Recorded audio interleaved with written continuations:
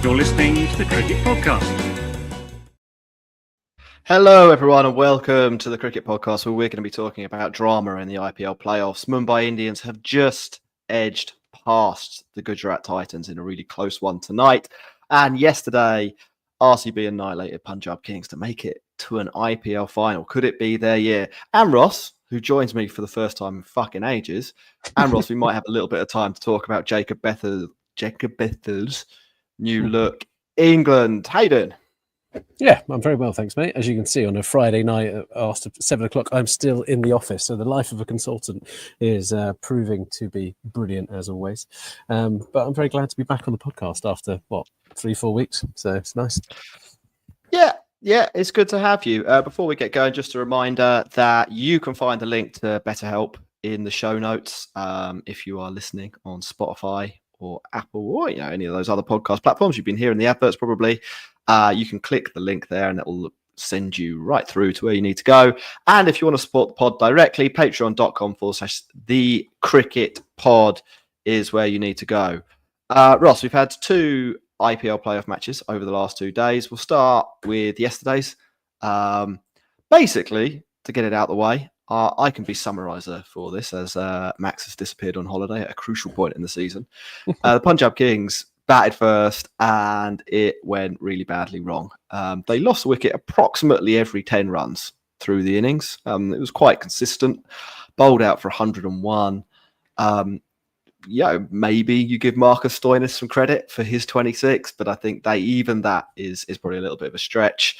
3 wickets for Hazelwood and 3 wickets for Suyash Sharma.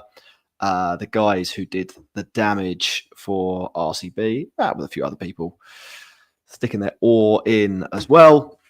In response, RCB cantered to victory. They won in 10 overs. Phil Salt, 56 of 27, the top scorer.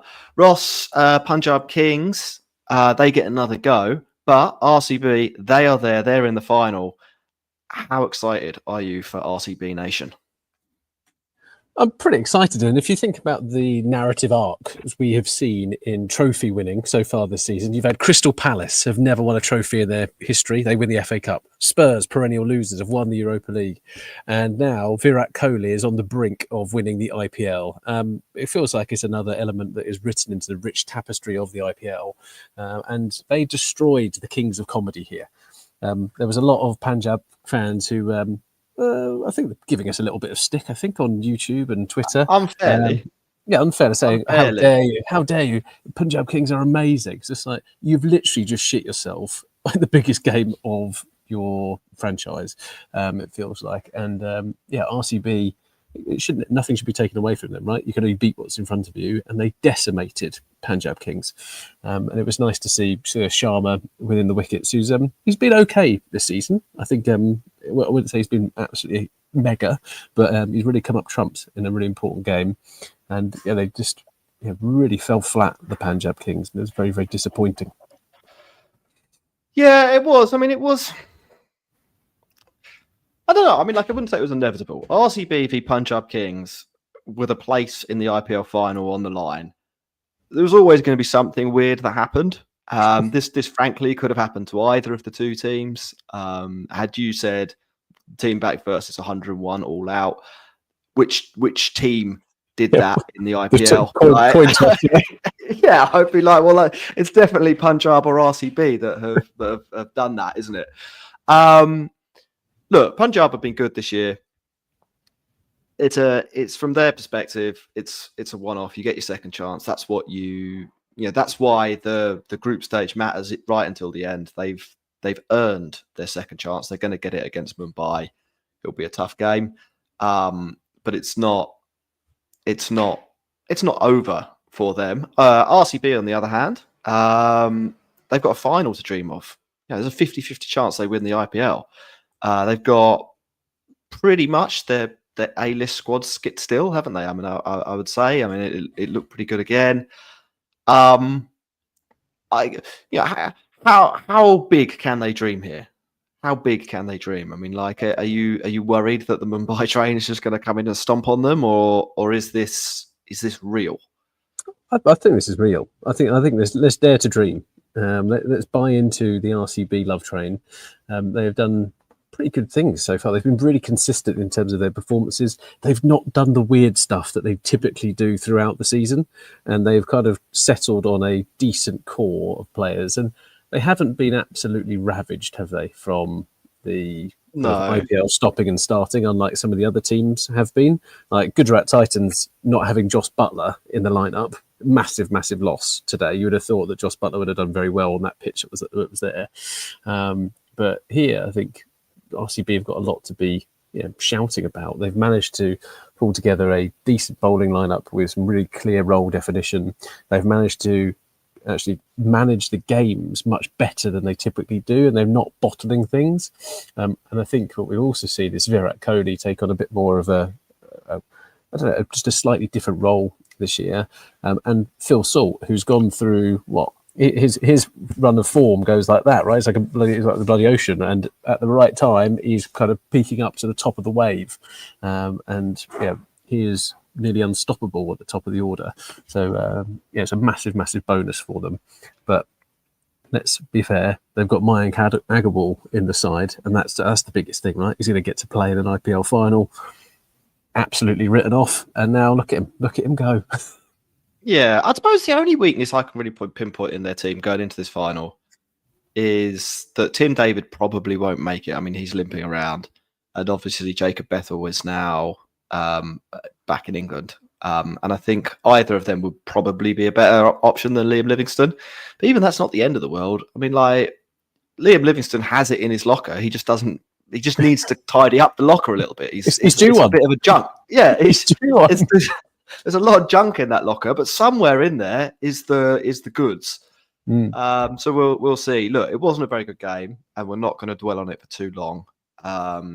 And we will get to see both of these teams again. It's sort of the less relevant of the two matches we've seen. So we'll move on to today's Mumbai Indians v the Gujarat Titans. Mumbai, they won the toss. They decided to bat first, which is a bold move. That's an alpha move, I think. Scoreboard pressure. Yeah, some of our listeners would say. Went pretty well for them. I mean, Rohit Sharma gets 81 off 50. It's not the best 81 off 50, but I don't want to knock it too much because it is 81 off 50 in a knockout game. Johnny Bairstow back into the side, 500 grand they're paying him. And he's, paid them back to some extent. 10 grand a run already. That's good value for Bairstow. They get themselves up to 228. This could have been a lot better for Gujarat Titans. The last over of the innings went for 22. Gerald Kurtzaya kind of losing the plot a little bit, and actually I think Prasidh Krishna losing the plot. I mean, there was a really bad drop off Krishna early in his spell, and he's been so good this year. And I don't know if he was distracted by that or what happened, but he went round the park as well, and it was a bit of a sorry bowling performance from Gujarat in a season where their bowling has been frankly really good. There's too many lottery. They are lottery bowlers in some of those bits. Like Siraj is a lottery bowler. Krishna's a lottery bowler, but they've had decent seasons to get them here, and it's unfortunately the wheels came off in that final over because they probably would have chased it down otherwise. Yeah, Kurtzaya, I mean, he's a lottery bowler. I've seen him bowl really well and seen him do what he did today. 228 is the score. Early wicket. Trent Boult blows the front pad off Shubman Gill. Classic Bolty. And then Gujarat start to come into the game. Kusal Mendes, shocking day with the gloves. Probably, arguably has eliminated his team with his performance with the gloves there. Like, anyone who doesn't think fielding or wicket keeping is important in cricket, there is a case for why it matters. Then he treads on his stumps against Mitch Santner. So it's 20 off 10. It's not the worst things of all time, but one to forget, I would say, for old Kusal. Where am I going with this? I'm going in the direction of Gujarat might win the game. They're 151 for 3 after 14 overs. Sai Sudarshan, he's looking like a prince. But they do what they always do, the Mumbai Indians. They claw their way back into the game. Jasprit Bumrah, 4 overs, 27 for 1. That's from a different planet in this game. That's unbelievable bowling. Richard Gleeson, he chips in with a wicket. Good for old Richie. it comes together just when it needs to for Mumbai. Just when I was looking at the betting markets, just when Gujarat Titans got their noses in front in terms of likely winner, according to all the big punters out there, Mumbai Indians call on Bumrah and drag themselves back into it. They win by 20 runs. Ross, a good effort by Gujarat Titans, but maybe they showed us why the loss of Butler is huge and why they really aren't a team that can chase 230 today. Yeah, I'm gutted for them actually. So they've choked, haven't they? Really. So if you look at the last couple of games, they should have really secured a top 2 position, and this is why the group stage is so important. There's no game where they should be complacent, and I felt on a couple of occasions they just didn't get themselves across the line for one reason or another, and this is why they are now out of the IPL. I think the whole way through the tournament, I was kind of pushing that they were going to be in the final, and unfortunately, they fall 1 or 2 games short. I do think that the Jos Buttler loss is bloody significant, right, for this. He definitely would have had a better day with the gloves than Kusal, and more than likely would have done better with the bat, especially when Gill gets out early. Kind of having one of the three musketeers missing is not a good start, and then the fact you lose a second one straight away is a real issue for them. But it's a decent season for them overall. It was great to see Sai Kishore come into his own really this season, a bit more of a leading role with the ball, and they put together what I think is a pretty good team. Unfortunately, it's just not worked out today, and I've got to eat a little bit of humble pie. If I'm on the show, Jack, Washington Sundar had a bloody good game with the bat, to be fair. He didn't get the business completely done, but you can't really ask much more from him of getting 48 from 24 balls with 5 fours and 3 sixes. That is a tremendous effort. But unfortunately, the engine room of Rutherford, Tawatia, Sharat Khan and Rashid Khan, Rashid Khan couldn't get it done. So it's disappointing for them. Mumbai Indians, they sometimes just feel inevitable, Jack, and it's really quite annoying. And in this game, it was no different, but they've got an awful lot of experience in that bowling lineup, and they were well marshalled, I thought, today. And 20 runs is a pretty comfortable victory in T20 cricket, ultimately, and they did well to wrestle it back. Yeah, I think so. I mean, obviously it helps massively having Bumrah. I mean, it can't be overstated how big, him bowling Washington Sundar, who's going at 2 a ball, and looking really, really fine touch. And 2, the economy. I mean, it is. I said it was from another world. I mean, it literally is. It's like half the economy of most of the rest of the bowlers in the match. And he didn't even start that well. It's the dot balls that make the massive difference. That's what really makes it. So I think it was 11 or 12 dot balls he had. Pretty significant, right, across that innings. And it's a bit worrisome for England fans, I think, that Jack as well. So yes, he's not going to play all 5 test matches against England, but he has built up his fitness and is now very much on the upward trajectory, and looks to be kind of peaking at the right time for them, which is exactly what Mumbai Indians fans wants going into the IPL final. Yeah, it was. I mean, I think from the perspective of this game, just to bring it back to that, Gujarat will basically, I think, regret how they bowled and fielded. I think the last over is a shocker. Prasidh Krishna, who's been, I actually don't think he'd won the lottery. He'd won the lottery this season, and then he's like one of those lottery. It happens quite regularly. People win the lottery and they think that they're it's all their money. Yeah, they think they're a character in Succession, and actually no, they've got enough money for a semi-detached house in Surrey, a new car, and to top up their ISA for a few years, and instead it's all gone really quickly, and it felt a bit like that for Prasidh today. He shouldn't have been the one, given his season, to be kind of one of the fall guys with the ball. Really, I mean, I said it with Kusal. We're talking about Butler missing with the bat. Butler missing with the gloves. He's not even a great wicketkeeper, but he physically can catch the ball. On the radio comms, someone made the comment that he finally took a catch, and I can't remember who the co-commentator was. It might have been Ravi Bopara. Said, "Oh, look, he's got his gloves on the right way round now," and it was like, "Oh, that's absolutely brutal." but like a very fair comment. And Gujarat, they're a very clever team. They do a lot of things to throw people off balance. But if you field like that and you bowl, and you can't, and you don't have the mental fortitude basically to forget about the drops and to get back to your A game, which I think is sort of where Prasidh Krishna goes wrong. Like you're going to lose to Mumbai. You have to be near your best, and you even have to hope that the Mumbai Indians have an off day. And I'd argue that Mumbai probably did have a little bit of an off day here with the bat. I mean, they had 228. We talked about Ladisha. My point was about to be they couldn't have done really much more with the bat. I was about to say, look, the top order does pretty bloody well. I think they slump in the middle. I think Rohit Sharma, he's quit Test match cricket, and so he's quit stamina training, I reckon. He raced out the blocks, and then he was really labouring against the spin in the middle overs. Like they weren't really going after Rashid Khan, even though everyone goes after Rashid Khan now. They were playing Rashid Khan like Rashid Khan from 2016 had rocked up. And I think actually they should have gone a little bit higher. It's the over from Kurt Sayer maybe covers that up a little bit, but like if the last over goes for what it should have gone, 12 runs, Mumbai get 218.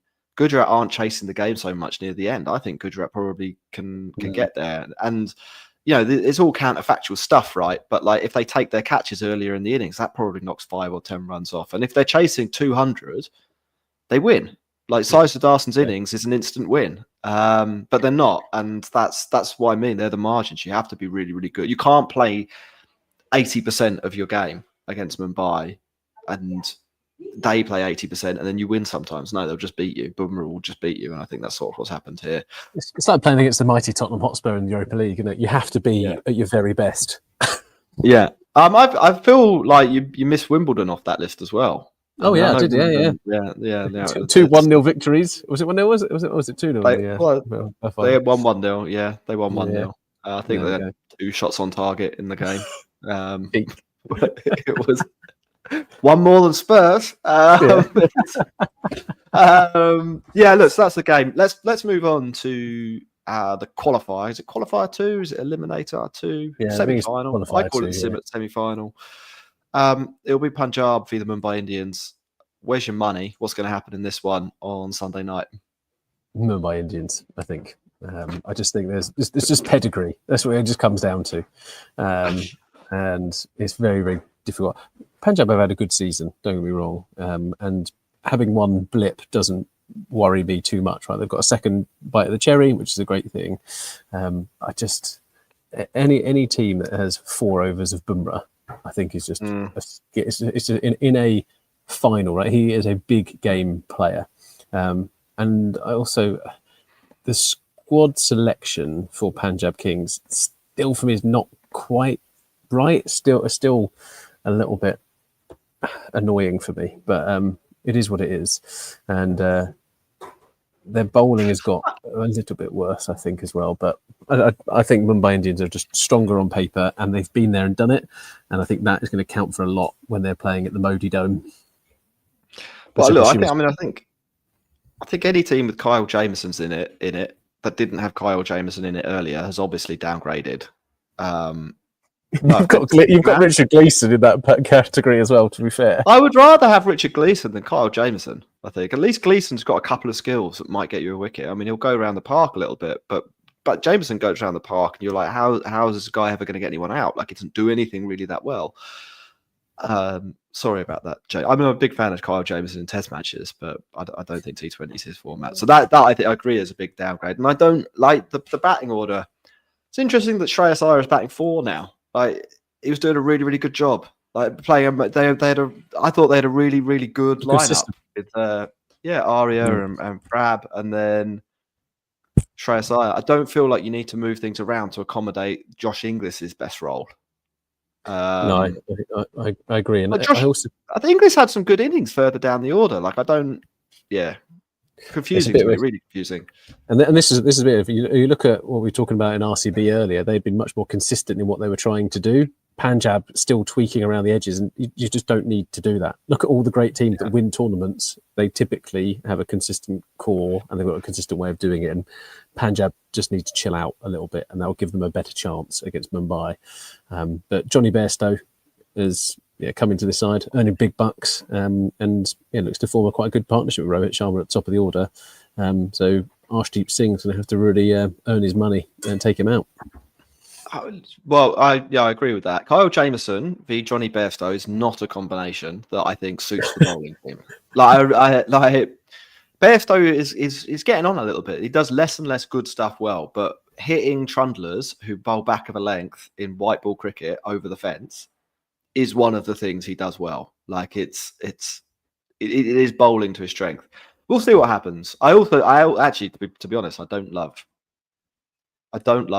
Punjab's batting lineup be a team with Trent Boult in it and a team with Jasprit Bumrah in it as well. I think there's some holes in the swing of a few of those guys that I think could be exploited. But we'll see. I'm personally rooting for Punjab Kings. I'd love to see them. I'd love to see a Punjab v RCB final. That would just be fantastic. So I really, really do hope that is what we get. But I agree with you. I think Mumbai will do it. And look at the bowling lineup they had against RCB, right? Arshdeep Singh, good T20 bowler. Dennis Kyle, as you've said. Omazai is okay, but not a front line really. Harpreet Brar is again an okay spinner in the competition, and then Mushir Khan, not really. Like compare that to where there's got Bumrah, Boult, Santner, who's bowled pretty well this year as well. It's a bit of a problem for them. So come on, Punjab Kings, do it. But unfortunately, I think Mumbai Indians are going to get themselves a place in the final. Yeah, really quickly, we'll talk about England because they have a new captain. In some white ball matches that do sort of matter, like this is kind of they're not just loosely qualifiers for the World Cup. And these two teams are on the fringe of not qualifying automatically and having to go into the kind of the playoff shootout. England rung the changes, new captain, Harry Brook, which I don't know if that surprised people, but I don't know if anyone was really expecting it. So I guess it did surprise them. They bat first. They get 400 runs, Ross. Everyone in the top 7 gets 30. Root and Brook get 50s. Jacob Bethel looked $1 million. He gets 80. And then with the ball, England looked pretty decent. Saqib Mahmood bowling pretty quick.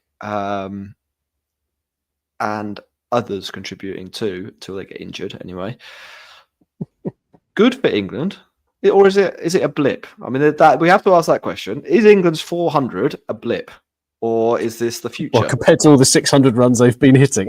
No, the other way. Like you can have a good blip. You could definitely have a good blip. Yeah, 100%.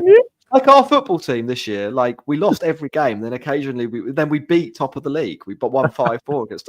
That was a blip. It was right, like okay. I've always had negative connotations around the term blip. No, but... you can have a good blip.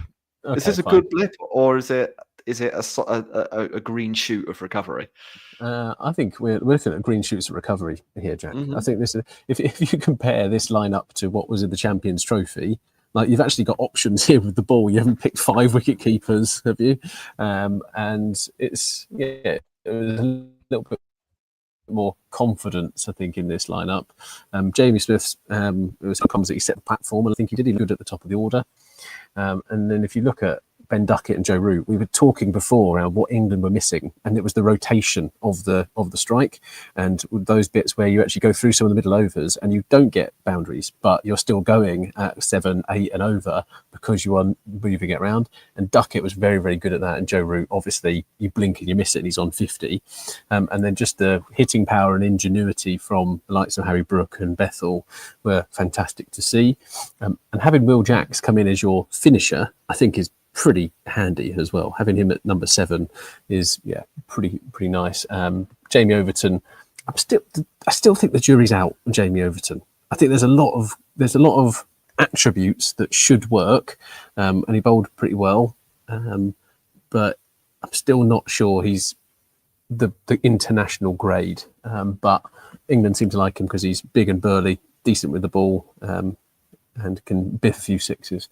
So I think it's a strong 11, a better 11 than what we were putting out in the Champions Trophy. I think we will see more 380s hit, 400s hit as well. But this West Indies team was pretty shoddy, if I'm perfectly honest. they don't look like the most threatening team. And it was a bit disappointing, obviously, with them with the bat, because they obviously had to go so far. But there was some pretty tame wickets, a couple of good catches in there, and the whole game, really. West Indies were fantastic in the field. England obviously did a few as well, but not great batting-wise, unfortunately for them.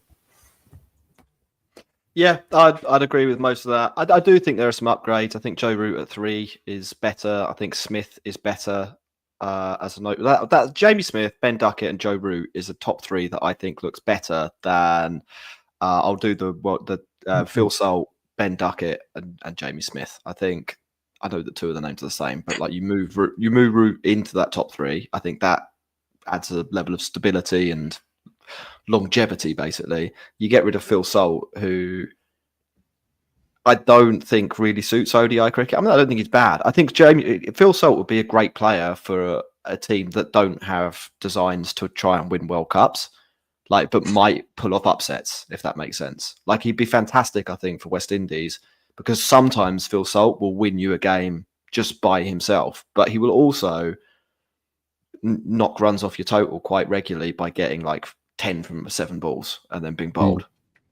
And I don't think England need to do that. England have got enough. They don't need a player to elevate them up to 400, because nobody else can do it.